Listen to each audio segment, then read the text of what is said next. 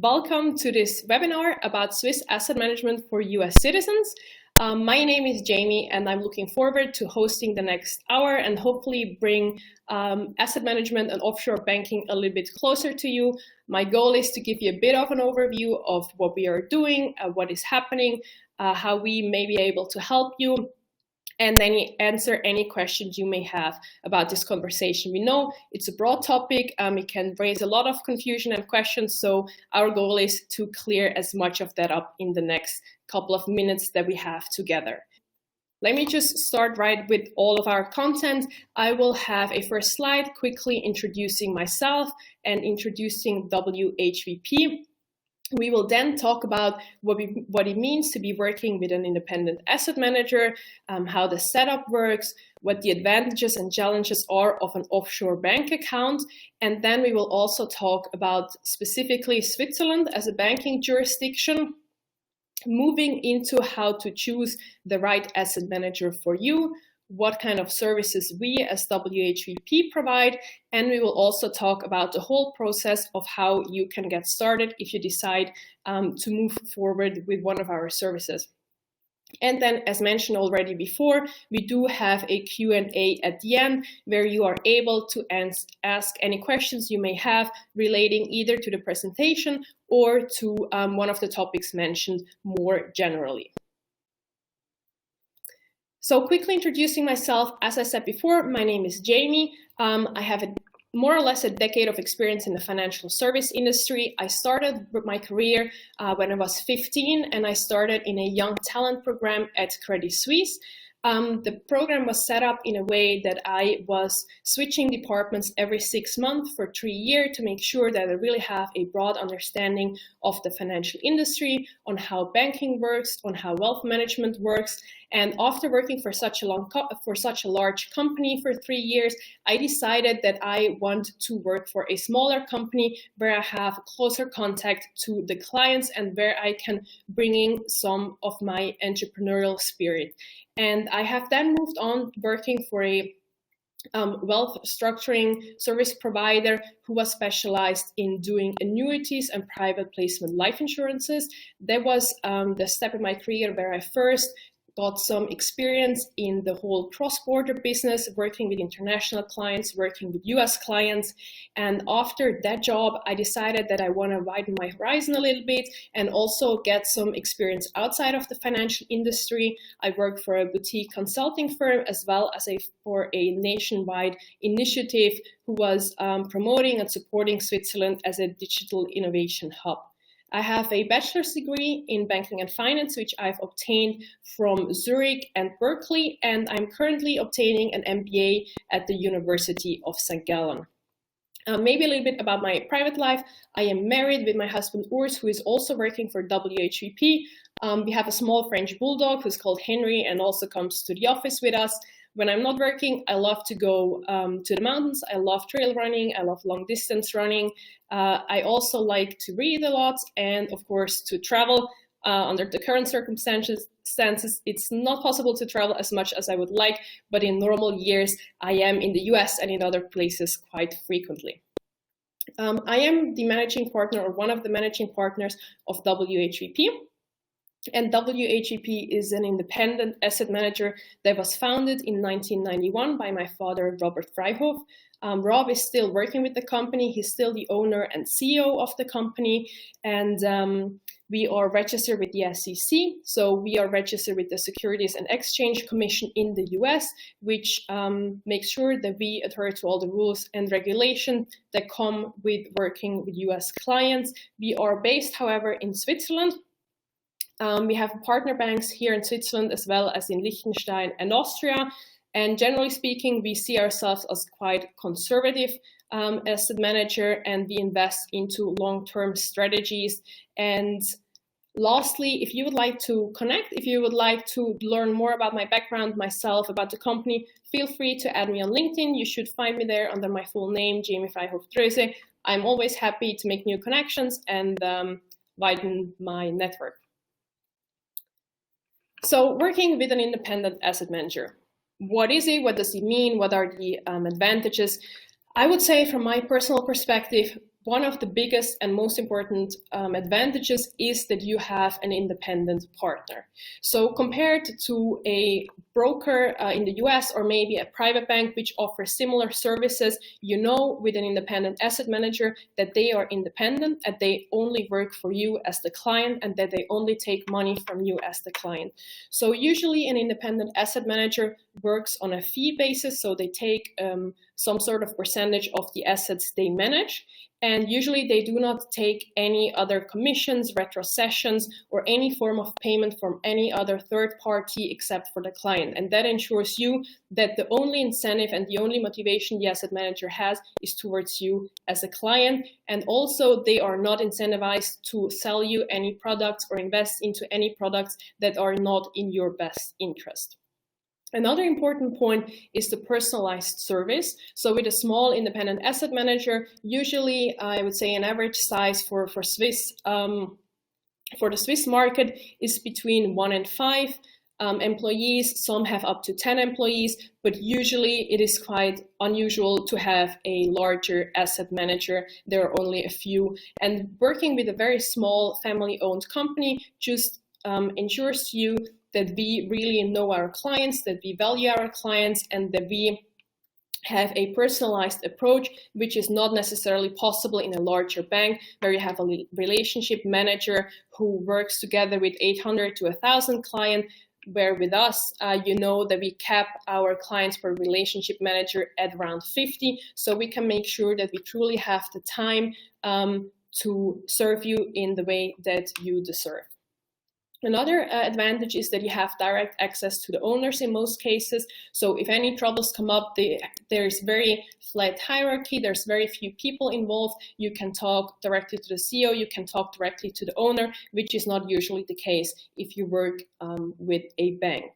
And then you also have continuity. So in our case, Rob has founded the company 30 years ago. He has been here ever since. We have one of our very dear colleagues who has been working with the company for 17 years. So you really know that we have a low turnover, that we have that we don't have as high of a turnover as larger banks. We have employees who have been with us for years and decades, and you know if you are assigned a partner that this person will be your contact person for the next years to come. Also, with smaller companies, they usually offer an extremely specialized service.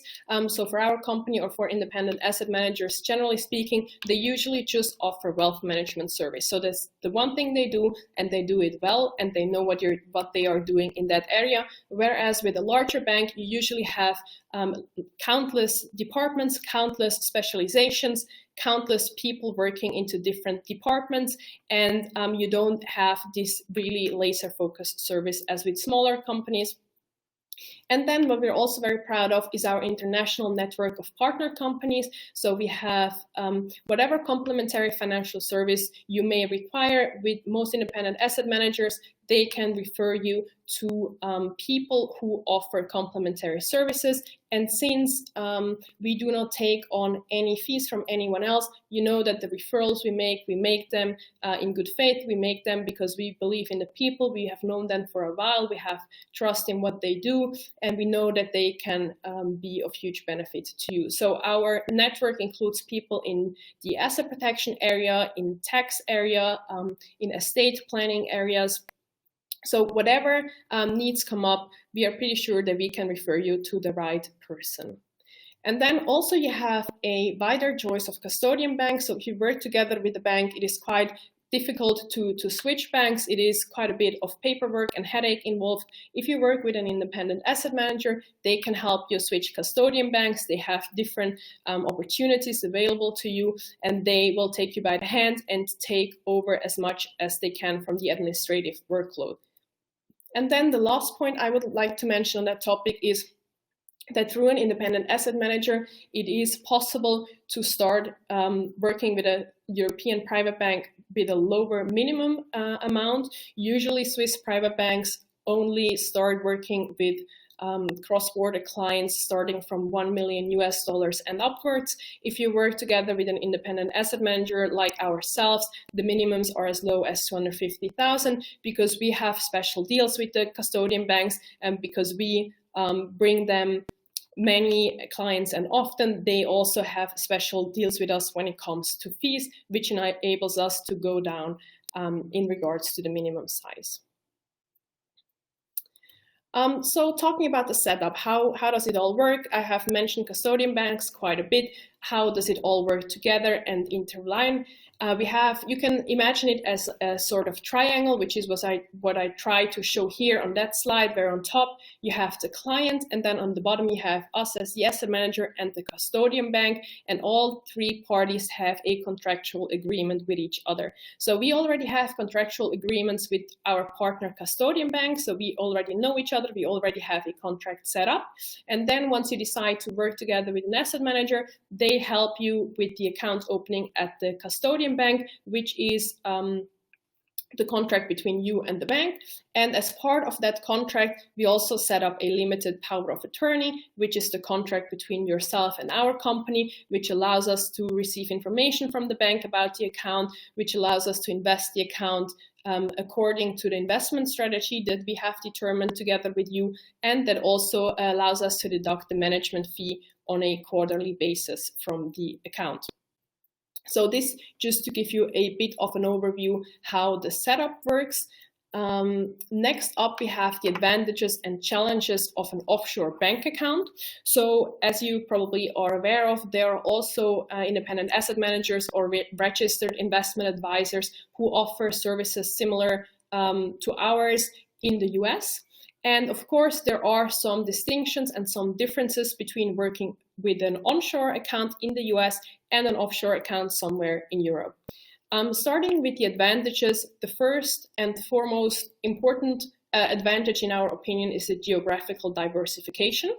So that means you get an account outside of the US legal system, outside of the US stock market, and outside of the US dollar. So if you have maybe 70 to 80% of your total wealth in the US, having a small portion, maybe like a third or a quarter of the total wealth in Europe, stabilizes your overall wealth because it helps you invest into markets and investments that are outside of your personal banking jurisdictions. And this also leads me to the next advantage, which is a different portfolio emphasis. So if you have an investor, usually they have some sort of home bias where they prefer and know most about equities that are in their home market. And for us, that is Europe and Switzerland. We have an expertise in this market. We have a lot of information and research available on those kind of markets. And this is really the expertise that we offer. And this is something that you hardly find in the US, and again, which helps you set up your portfolio in a broader way, which helps you, so to say, not to have all your eggs in one basket and make sure that you really have true international diversification. Another aspect is the added layer of asset protection.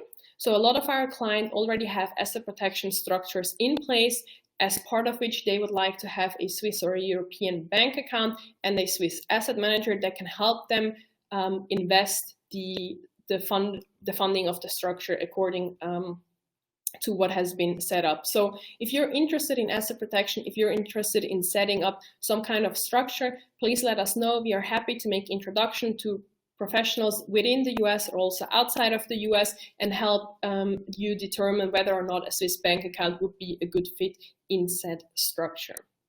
And then also, of course, we have a protection against a sinking domestic currency. So if you look back at the past couple of decades, the US dollar has constantly lost quite a significant amount of value. And especially if you compare it to a currency like the Swiss franc, and again, having part of your wealth outside of the US dollar, outside of your thinking currency, just stabilizes your portfolio and helps you have an enhanced performance if your money is mainly invested into safe haven currencies such as the Swiss franc. And then lastly, of course, there's also the aspect of enhanced privacy protection of having an account offshore compared to having the account onshore within the US. So opposing all of those advantages, we also have a couple of challenges. I would say the first challenge is finding a competent partner. Working together with a financial service provider is a big decision, and it is also usually a long-lasting relationship. So it really is important to take the whole due diligence process seriously and to really think about who you want to work together with and make sure that you look at all different options you have. And that might take some time. It may take more time than if you just follow a friend's recommendation for a stockbroker that is based in the same city as you are. However, if you go to the website of this SEC, you should be able to find an overview over all SEC-registered investment advisor in Switzerland, and that should really help you move your decision process forward, because as an American, it is of utmost importance that you work together with a company that is compliant with all of the US's laws and regulations. Then, of course, there's also the point of distance and time difference. It might add a little bit of inconvenience knowing that your investment advisor is overseas. It is definitely doable. As I said, we have worked with clients for 30 years.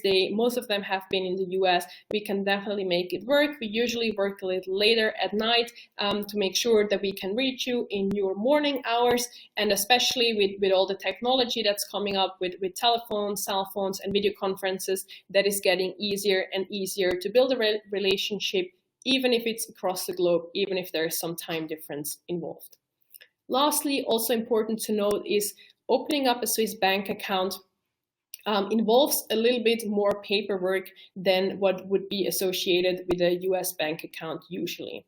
However, we as the asset manager help you to get it done as quickly as possible. So we pre-complete the information where we can, we walk you through the documents, we let you know where and what you have to sign, we explain all the forms to you, so that shouldn't be a huge struggle. But it is important to know that it is a little bit of a time investment in the beginning, but in our views, it is absolutely worth it, because even if you have a couple of weeks of setting up the account, you will then have a safe and stable banking option that will last decades or even over several generations.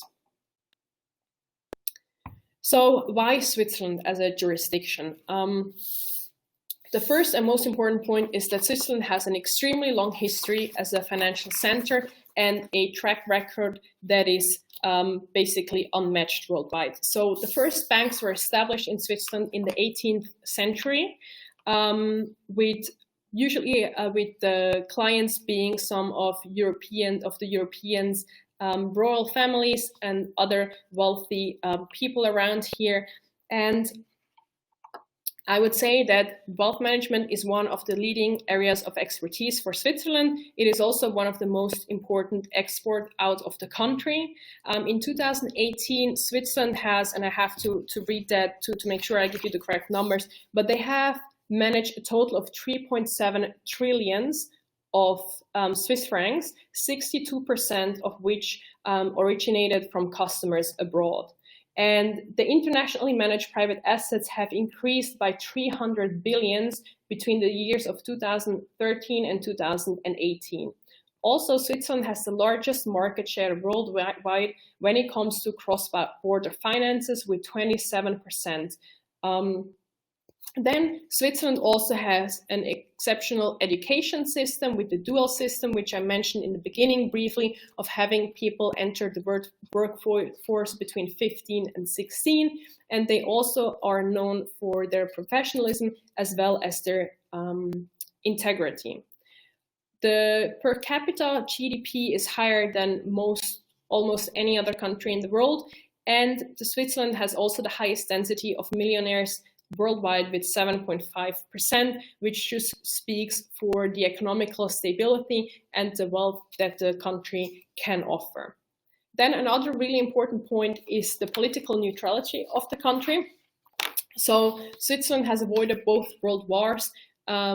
It is also not part of the European Union, despite being the center of Europe, basically, and it has only joined the United Nations in 2002. Also, the Bank of International Settlements, BIS, is headquartered in Basel, Switzerland. It is a bank that facilitates transfers between central banks, and the reason they chose Switzerland is exactly for its neutral grounds. And then what we also have is we have extremely strict federal laws and regulations. So additionally to being supervised by the SEC in the US, we are also supervised by the Financial Market Authority, FINMA, and there is the Financial Market Supervisory Act, which is the basis of that supervision. And then additionally to that, we also have a ombudsman, which was founded in 1993, which is basically an organization that mediates between banks and clients for free if there are any issues that arise. And they also help clients to find dormant assets in Switzerland. We also have a very good deposit protection scheme.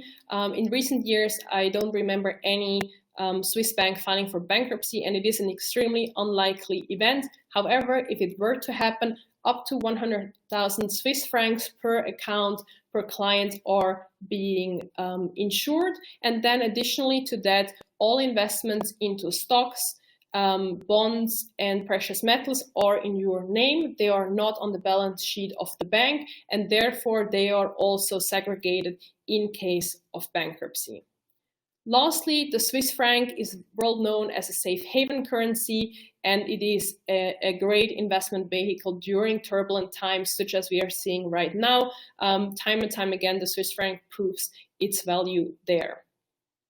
Some additional comments on that is I have co-authored a book called Swiss Money Secrets, and I'm providing a free ebook for everyone who's attending this webinar. So make sure to click on the link once you receive the slides after the webinar and download your copy. We talk extensively about Switzerland as a banking jurisdiction. We talk about Switzerland's history, its culture, its geographical features, and anything and everything relating to banking and Switzerland as a safe haven place for offshore and cross-border banking. So it definitely makes sense to quickly look through the book and see if you find anything that's of interest and relevance to you. So how to choose your asset manager? I think one of the most important things to note is that you need to trust your relationship manager. You need to trust your asset manager. Every relationship, and especially those involving finances, are heavily built on trust. So if you don't have a good feeling, if you don't feel comfortable, if you don't feel taken seriously, or if anything feels off, keep on looking and don't settle for anything less than what you feel you deserve.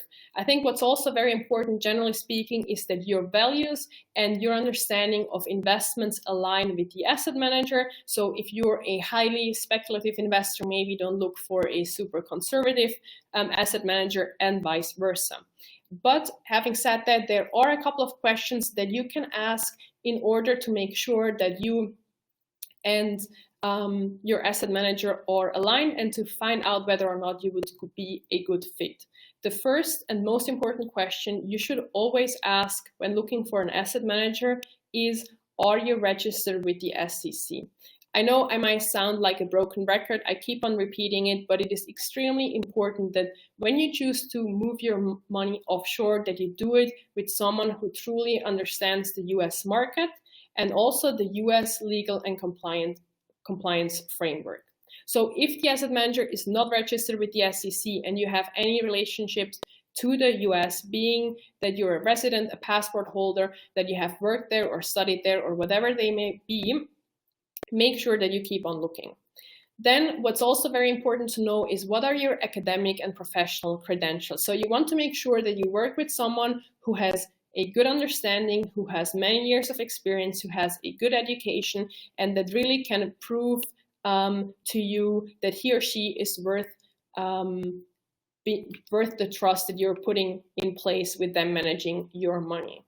What's also an important factor to think about is the fees. And I don't necessarily mean how high or low the fees are, but more how they are set together and what they consist of. So do you pay an all-in fee, or is it the case that you're asset manager also relies on retrocessions or commissions from anyone. So make sure that you really understand how and where the asset manager is generating money, and whether or not they truly are independent, or if they have any financial incentive to bring you to a certain bank to invest into certain assets or anything the like. This is also extremely important and cannot be stressed enough. You want to work together with someone who is only interested in your best interest.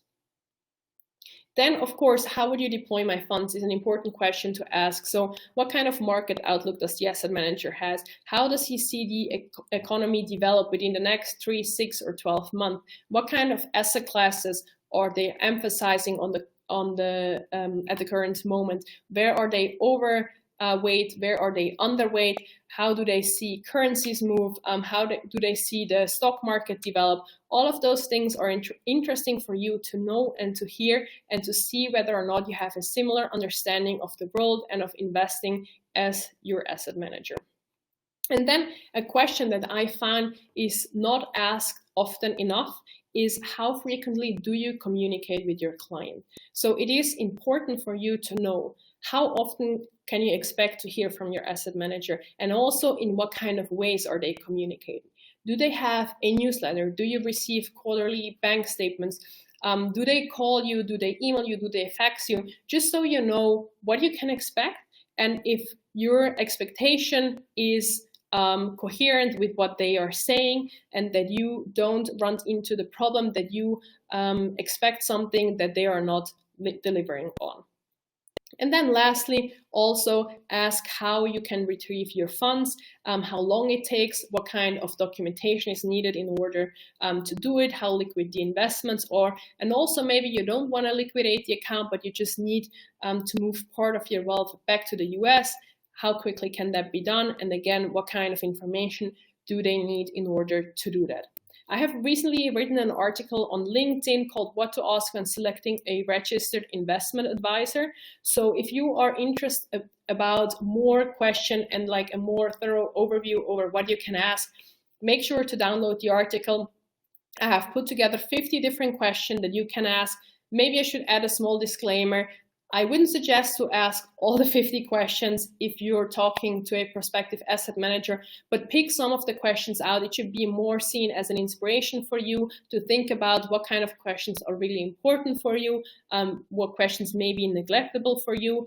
And also most of the questions are usually, if it's a good asset manager, already answered on the website. So there's no need to schedule a 5-hour meeting to go through all the 50 questions, but maybe it gives you some inspiration for a couple of questions that you might have not considered before. So maybe a couple of minutes on our services. We basically have two different kinds of services. One is the asset management, which is the service that is probably more well known. And then we also have the permanent portfolio, which we established 3 years ago in 2017. So I'll quickly give you a rundown on what both services entitle and how they differ from each other. So the asset management is our basically original service that we have provided since 1991. It is a tailor-made investment strategy. It is a very close relationship with you as a client, and this service starts from 500,000 upwards. The management fee is 1.5% per year, and you are free to choose whichever custodian bank you would like to work with out of our 4 partner banks, and you will receive quarterly calls from our office, additional to our market perspective that goes out once a quarter, and additionally to the bank documentation that you receive on a regular basis. Compared to that, the permanent portfolio is more of a standardized mandate, so everyone invested into the permanent portfolio has the same balanced investment strategy. Also, the only custodian bank we offer this service with is Bank Winter, just because we were able to negotiate a great fee deal with them for that specific service. Our management fee is also reduced just because we don't offer this tailor-made mandate. It is 1% per year. And instead of quarterly calls, we just call you once a year. Having said that, if any urgent issues or questions arise, we are of course always available by email, and we can always schedule an ad hoc call if need be, but those quarterly and yearly calls are just a default setting from which you will automatically hear from us if we don't hear from you first. Another important point to mention is that both of those services can be set up in different account types. So the most common type is a personal account, where the account is either in your personal name or set up as a joint account with you and a spouse. But it is also possible to have either of those two services with an individual retirement account, with a trust, an LLC, or a foundation. So if any of those account types sound interesting to you, or if you are looking for any of those kind of account types, we can offer both services for all of them.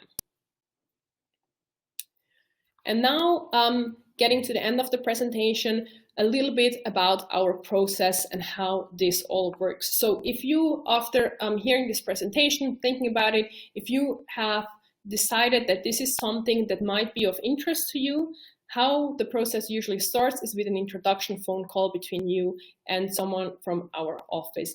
During this call, it is important to find out whether we feel that we would be a good fit. It's important that this decision is made by both parties. So you should feel that we are a good fit, but we should also feel that you are a good fit. As I said before, the relationship and the trust is the foundation of all the services we offer.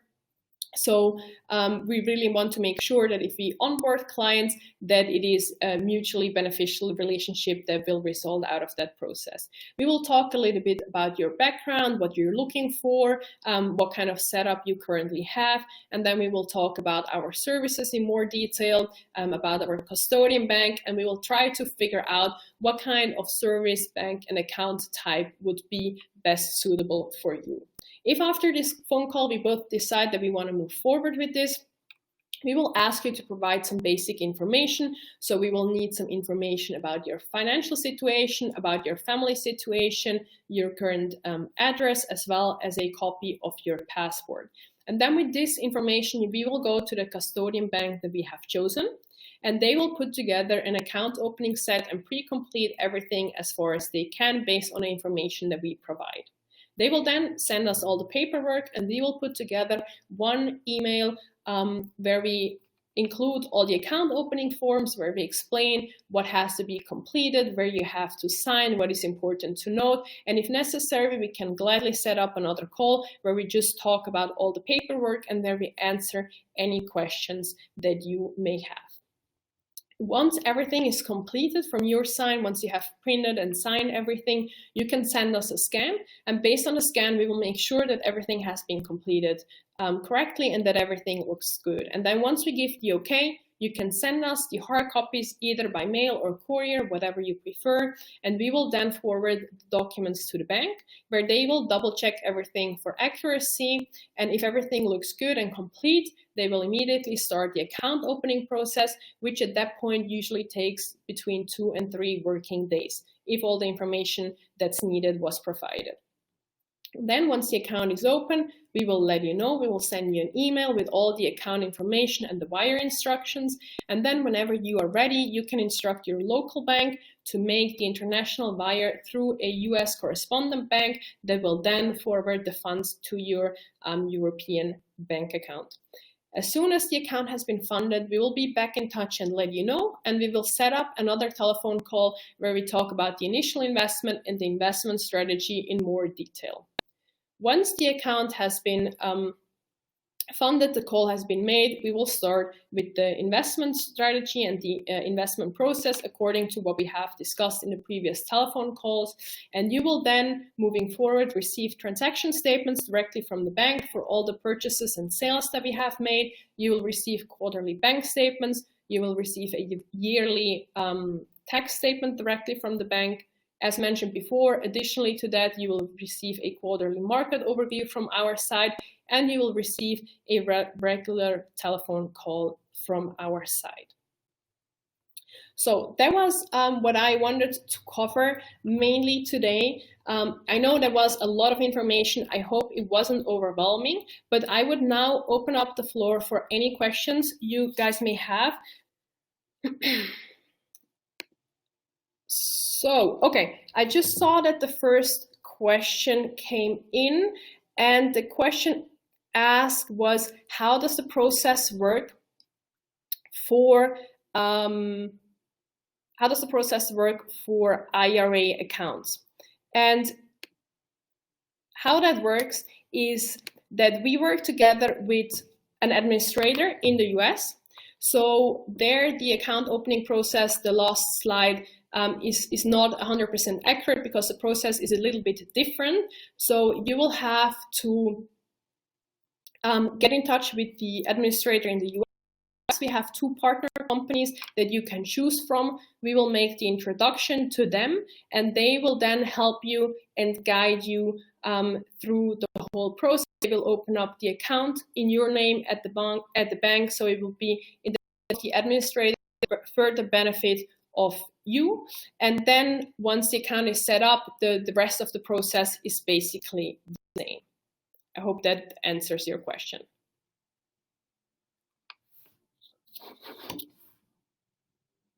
Let me see if another question has come up. Okay, yeah, so I saw another good question that might be of interest to many for you. The question asked was if it is possible to send the tax statement that the bank provides directly to your CPA or tax attorney. So this is possible. You can issue power of attorneys to whoever you like on the account. So if you have a letter stating that you would like the tax statement sent directly to your CPA's office or to your tax attorney's office, we can certainly do that. We will just need a signature from you. That signature and that power of attorney can be revoked at any time. So if you work together with a different service provider in the future, we can just change that. And yes, so that should be possible without any problems. Okay, yeah, that's a good question as well. So someone just asked the question, how can payments be made from the account back to the US, and what is needed in order to make a payment? So we can make payments to the US, definitely. We can set up a standing order, or we can make individual payments. In order to do that, what we will need is an originally signed letter that is just based on the fact that fraud and online fraud has increased over the past couple of years. So we want to make sure that the instructions come directly from you. And so as soon as we have received the letter, we will immediately either send you the funds or sell some of the investments to be able to send you the funds. And then once the letter has arrived here, it usually takes 2 or 3 working days, depending on the size of the payment. We will also have to give you a quick call back just to make sure, just to double check that you have instructed us to send the money. And this is also the same procedure if you decide to close the account altogether. We will also need an originally signed letter informing us about your decision to close the account. As soon as the letter has arrived here, we will sell all the investments and we will wire the money to you again. As soon as the letter has arrived, it usually takes between 2 and 3 working days until the account is closed and the money has been sent to your account. Okay, so another question came in regarding the fees. And as I said, we have 2 different kinds of services. So we have the permanent portfolio where the fee is 1% per year, and we have the asset management service where the fee is 1.5% a year. And the question was if the fee differs between a low $1 million account versus a couple hundreds of $1 million.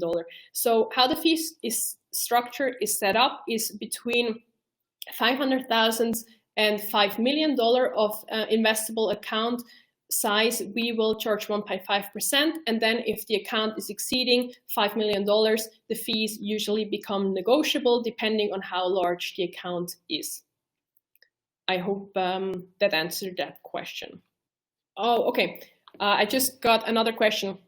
What triggers a reallocation in the permanent portfolio investment? So this is a fantastic question as well. In the beginning, we set up the account in a way that we said we're only going to rebalance the account on a set date. but we have come to the conclusion that that is not in the best interest of our clients. And even though it is a standardized portfolio, we want to make sure that we are able to react to market crashes or anything else that happens in the market on a rather quick basis. So we are now looking at the accounts on a much more regular basis. We are looking at the accounts, I would say, on average on a weekly basis, and are reallocating them on average on a monthly basis. However, it's more of an ongoing process, so it's not a set date that triggers a reallocation. It's more of an observation of the market environment and what's happening to the specific investments into the portfolio that then trigger a reallocation and rebalancing of the account. Perfect. We just got another comment from someone who's looking forward to visiting us. This also reminds me to let you know that, of course, our offices are always open and happy for visitors. It's great if you step by in Zurich, if you want to come for a coffee or a lunch. We are always happy to host you. We are also always happy to show you around. It is great to meet people face to face. So if it's not possible for you to meet us when we're in the US, then please make sure to let us know if you're here in Zurich. We're always happy to just meet for a quick chat. Talking about our travel plans, due to current circumstances, they are currently on hold. Possibly we will be in San Diego in September. However, we don't know for sure yet because it very much depends on the developments of international flights to the US and to Switzerland. However, you will always find our most recent information about our travel plans on our homepage on our website. So if you look into that website every now and then, you should see if we have any trips planned and if we are coming somewhere near you. And if you want to schedule a meeting during that time, just send us an email. Okay, so we do have a couple of minutes left. So if anyone else would like to ask a question, please feel free to write it in the Q&A box on the top left corner of your screen. If I don't get another question in the next couple of 1 or 2 minutes, I think we will be at the end of the presentation. I will give you some more time to think about questions while I show you my last slide. So exactly, here we are with our contact information. So you can reach me by email, JV, my initials, @whvp.ch. So if any other questions come up, maybe tomorrow or later that week, just send me an email. If you need information on any of the topics I covered today, just let me know and I'm happy to answer them. And then we, of course, also have a Facebook and LinkedIn account. We mostly share market updates, company news, and information on the Swiss financial industry on there. And then we also have a YouTube channel where we provide short and hopefully educational videos on topics related to offshore banking and independent asset managers. So if you're interested in learning more about that, make sure to check out our channel there. You should find us on all sites. If you just type in WHVP in the search bar, we should be the first that is showing up.